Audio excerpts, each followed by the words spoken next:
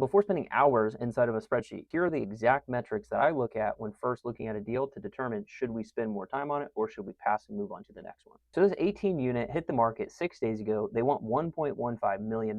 It's in Montgomery, Alabama. So it seems pretty cheap, which is only about $64,000 per unit. The first thing I want to know is what is the average in-place rents? The broker says right here, based on the rent roll, the average rents are $906 in place, which is more than the 1% rule. Next thing I look at is the going in cap rate that we're paying for this property.